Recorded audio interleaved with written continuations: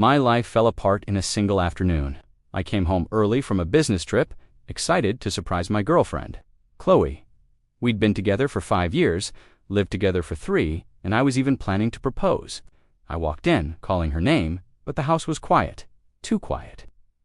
I headed upstairs to our bedroom, and that's when I heard it.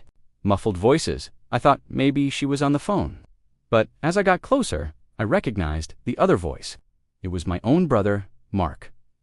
My heart started pounding in my chest. I couldn't breathe. I stood outside the door, frozen, as the reality of the situation washed over me. Their words confirmed my worst nightmare. They weren't just talking. They were together. The woman I loved, the woman I was going to ask to be my wife, was in my bed with my own brother. Rage, betrayal, and a deep, gut-wrenching sadness all hit me at once.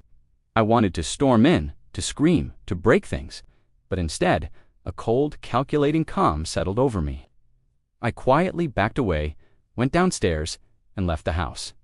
I needed a plan. This wasn't just a breakup. This was a declaration of war. I drove to a hotel, my mind racing. The house was mine. I'd bought it before Chloe even moved in. My brother, Mark, had been staying with us for the past 6 months, just until he got back on his feet after losing his job. I'd been supporting him, feeding him, giving him a roof over his head, and this is how he repaid me. By stabbing me in the back with the person I trusted most. The betrayal cut deeper than I could have ever imagined. I called my mom, my voice shaking. I needed my mom. I told her everything, expecting sympathy, maybe some comforting words. Instead, there was a long, awkward silence on the other end of the line. "Mom?" I asked, my voice cracking. "Did you hear me?" Her reply shattered what was left of my world. "I know," she said softly. "I've known for a few months." A few months. She knew.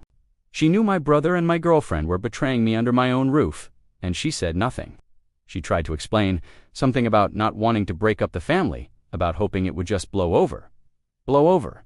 This was a hurricane, and it had just leveled my entire life. That was the final straw. They weren't just betraying me, they were a united front against me. My girlfriend, my brother, and now my own mother. I realized I was completely alone in this, but that loneliness fueled a new kind of resolve. They thought I was a pushover, someone they could walk all over. They were about to find out just how wrong they were. The next morning, I didn't go back home.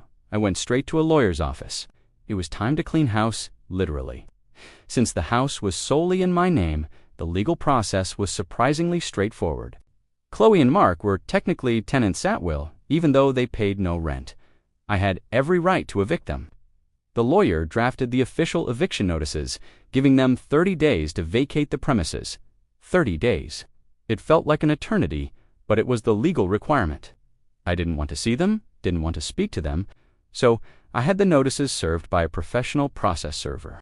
I can only imagine the looks on their faces when a stranger showed up at my front door and handed them legal papers demanding they leave. The phone calls started almost immediately. First, Chloe, crying, begging, saying it was a mistake. Then Mark, trying to sound tough, calling me heartless, then switching to pleading when he realized his tough guy act wasn't working.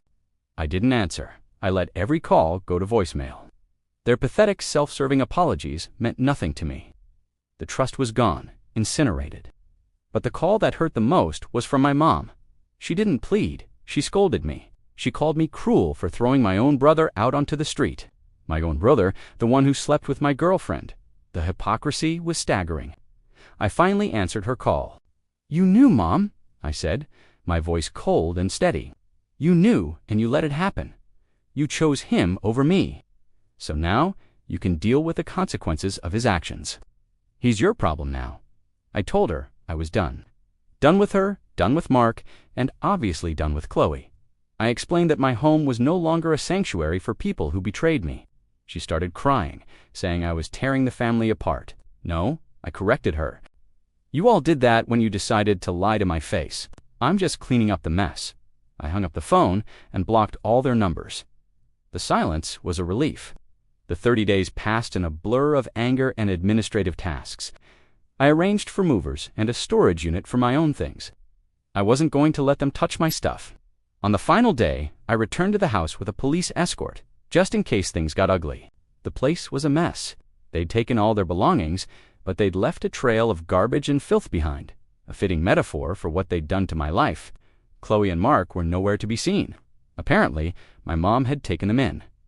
Good, they could all be one big, happy, deceitful family together. As I stood in my empty, quiet house, I didn't feel triumph. I just felt ... empty. The anger was gone, replaced by a profound sadness.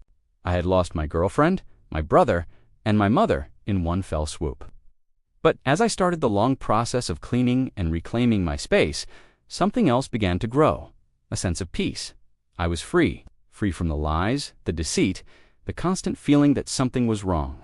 It was a painful, brutal amputation, but it was necessary for my survival. It took a long time to heal. I sold the house because it held too many bad memories. I moved to a new city, got a new job, and started building a new life from scratch. I haven't spoken to Chloe, Mark, or my mother since that day. Sometimes I wonder if I did the right thing, if I was too harsh.